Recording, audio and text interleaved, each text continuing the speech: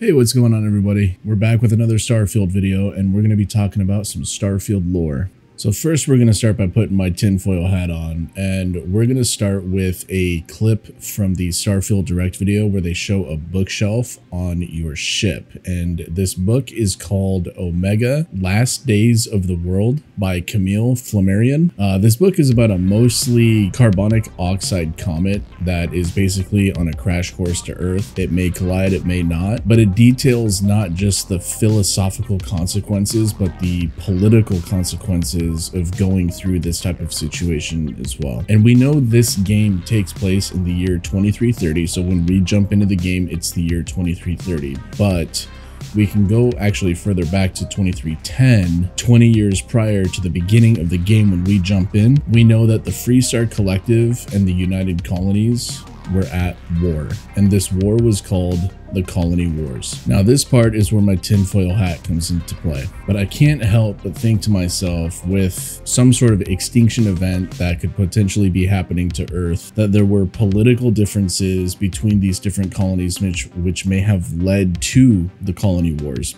Perhaps disagreements on how to maybe handle, getting the rest of humankind off Earth and into space, which colony gets priority, basically who gets to escape first.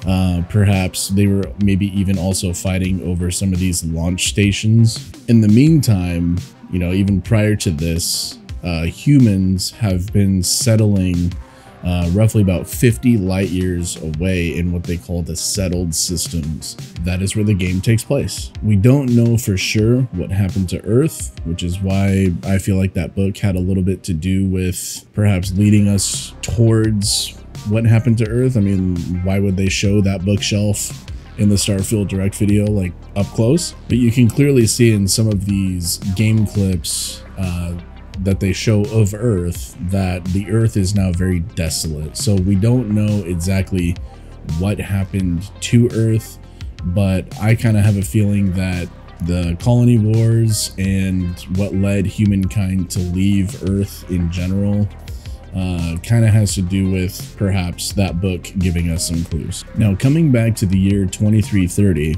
we know that our character discovers some sort of artifact. When we come in contact with the artifact based off of the Starfield Direct video, it interacts with us, perhaps giving us some sort of vision. And it looks like we wake up to a couple members of maybe the Constellation Group or some people that lead us to the Constellation Group. But what we know for sure is that we eventually start working with the Constellation Group based off of what happened to us while interacting with this artifact. This all happens while we're working for a particular company called Argos Extract, which I have to assume is some sort of mining company. And I'm assuming after we start working with the Constellation Group, we stop working for Argos Extract. And then we start to find out a little bit more about the Constellation Group. So what do we know about the Constellation Group right now? We know that they're not a government sanctioned group. They're not some sort of official organization, but they work kind of in the background, and they're operated by a rich businessman named Walter.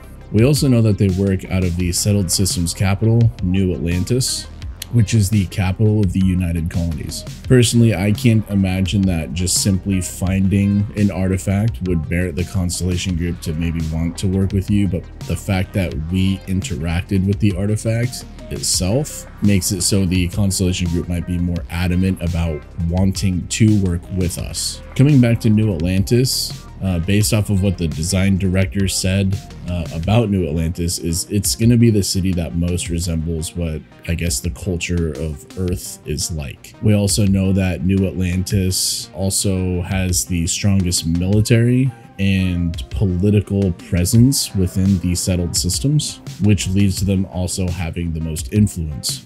Now, we know that there are many groups that are on New Atlantis that operate within New Atlantis, such as UCSAC and all that, but the group that runs everything is called MAST. Next, we have Neon City, which resides primarily on a watered planet, and it was established by the Xenofresh Corp. Essentially, what was supposed to happen on Neon City was it was supposed to basically just be a fishing business. And upon relatively starting this successful business, they came across this fish that had basically psychedelic properties. So over time, instead of establishing neon as a more prominent fishing business, the settlers decided to instead go down this path where they were utilizing the psychotropic properties from this fish to create a drug called Aurora. And this drug is illegal everywhere in the settled systems, except Neon City. Then the city gained this huge financial boom from all these people from the settled systems that are wanting to experience this drug. And there's a bunch of other activities that people can do in Neon City, but the primary magnet to Neon City was the fact that Aurora is legal there.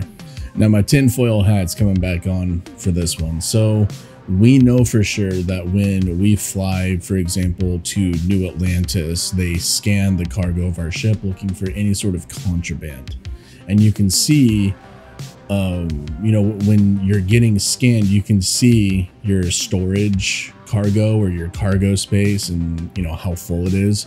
But then you can also see shielded cargo space. And this kind of makes me wonder whether or not you can bring Aurora to other major cities and perhaps, you know, like sell it there. This is pretty ridiculous speculation, but becoming a space drug lord would be pretty funny. Now the next major city is Aquila City, which is the capital for the Freestar Collective. What you're going to find is that Aquila City operates vastly different than New Atlantis. Where New Atlantis, you have the United Colonies and Mast running a more structure based colony. Aquila is run as a confederation of different groups on 3 separate star systems that have the kind of the same ideas and morals, and they heavily believe in freedom and individuality. As far as the aesthetic differences between Neon City, New Atlantis, and Aquila City is that Aquila City doesn't have those gigantic structures like skyscrapers and what you see on Neon City as those giant domes, and, you know, within those domes are giant, you know, towers of perhaps like apartments where people just live basically in stacks, right? Aquila City, people are more individualized, and what you're going to see is a more nature-oriented city. But with that also comes the dangers of Aquila City. There's an alien on there called the Ashta. Ashta is an aggressive alien that looks kind of a mixture between a wolf and a velociraptor. And because of this aggressive alien, Aquila City is surrounded by walls to keep their people safe from this alien. Now, while exploring the settled systems, you're going to come across a bunch of different groups. Anything from peaceful NPCs to mercenaries, assassins, but you're also going to come across the Crimson Fleet, which are basically human space pirates. And they are just incredibly aggressive, messing with different trade routes, you know, from the major cities. And there's also another major group, a religious group, House Varen or House Varun. They are yet to be shown in any sort of gameplay video. We know that they're there. We know that they, you know, have the symbol of the serpent. But I also think it's kind of safe to say that that group is going to kind of be spread around all of the major cities, possibly trying to influence political decisions. Because going back to the colony wars, right now, the game, when we start the game, we're in a time of tentative peace. So things are uneasy, but yet peaceful, but things can turn at any given time. And the House Varun might be trying to influence some of these decisions, or maybe some other groups that we come across that we don't know of yet could be trying to influence some of these different decisions that maybe might impact war or conflicts. But with a game of this magnitude, there is a lot to unpack and discover.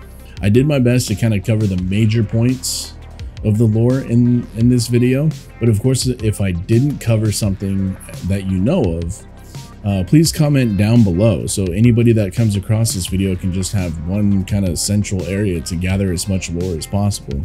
With Gamescom next month, Starfield is geared up to have a major presence there. I imagine there will be a lot more to unpack after the Gamescom, and I'm kind of hoping that there's going to be a little bit more lore that we have access to, or perhaps we get to see some game footage of House Faroon for the first time. But we have like a month left to see, so we'll go ahead and see what happens then. If you like this video, please leave a like. If you're not subscribed, please consider subscribing. It's completely free for you and it helps me out a ton, and I'll catch you guys on the next Starfield video. Take it easy.